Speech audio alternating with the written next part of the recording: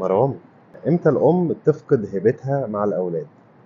حاجات كتيرة قوي ممكن تخلي الأم تفقد هيبتها، بس أنا هقولك على أهم 8 نقاط لكل أم تحاول إن هي تتجنبها علشان ما تفقدش هيبتها قدام أولادها.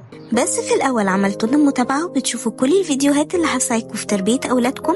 لو ما عملتوش كده روحوا تابعونا على صفحتنا على الفيسبوك ميس مرام أسامة، وعلى اليوتيوب عاطف وعواطف مع ميس مرام، وعلى الانستجرام مرام أسامة، علشان تشوفوا كل الفيديوهات اللي هتساعدكم في تربية أولادكم. وأول حاجة هي عدم الثبات على قاعدة ثابته في البيت. يعني احنا حطينا كده قواعد ان اللي هيعمل الغلط الفلاني هيتعاقب العقاب الفلاني. طب انا ابني عمل الغلط ده قمت انا ما عاقبتهوش، فهو كده هيستهتر بيا وهيعرف ان انا كلمتي مش واحده. وده بيؤدي الى تاني نقطه وهي التدليل. ازاي انا لما اكون مدلعه اولادي قوي فانا ما بعاقبهمش وبتساهل معاهم في العقاب، فانا كده هفقد هيبتي قدامهم. ثالث حاجه خدوهم بالصوت. يعني انا طول الوقت عماله بزعق وبهدد وبعمل وبسوي وبضرب وبهين والى اخره، والام اللي دايما بتزعق دايما بتضرب ودايما بتعلي صوتها على الاولاد ودايما بتهزق فيهم، الاولاد بكره وبعده هيبقوا خلاص اخدوا على الموضوع ده ايه، اخرها زعقتين ضربتين شتمتين وخلاص انتهى الموضوع. رابع حاجه الاهالي اللي بتهين اولادها سواء الاهانات اللفظيه او الجسديه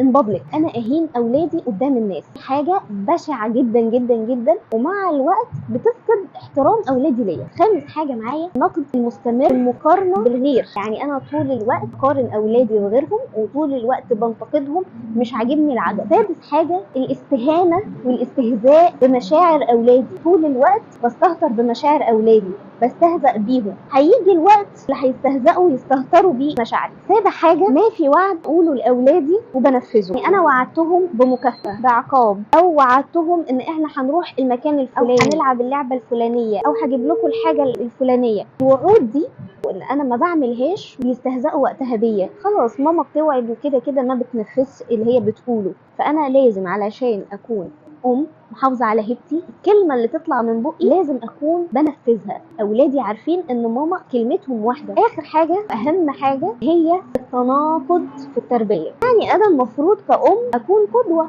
نموذج اولادي بيرجعوا له علشان يشوفوا التصرف ده صح ولا غلط. فما ينفعش اكون بقول لابني ما تكذبش وهو شايفني طول الوقت بكذب عليه او بكذب على باباه او بكذب على اي حد. ما ينفعش مثلا اكون بقول له خليك نظيف وانا اصلا مش نظيفه. فدي اهم حاجه لازم اولادي يشوفوها فيا. الحاجه اللي انا بقول لهم عليها الحاجه اصلا انا بعملها، مش بقول لهم على حاجه يعملوها وانا اصلا ما بعملهاش، اللي هو معنى اصح باب النجار مخلع. الثمان حاجات دي لازم ابقى مهتميه بيها جدا في التربيه، لان ما اعتقدش ان اي حد هيبقى عايز يفقد هيبته قدام اولاده.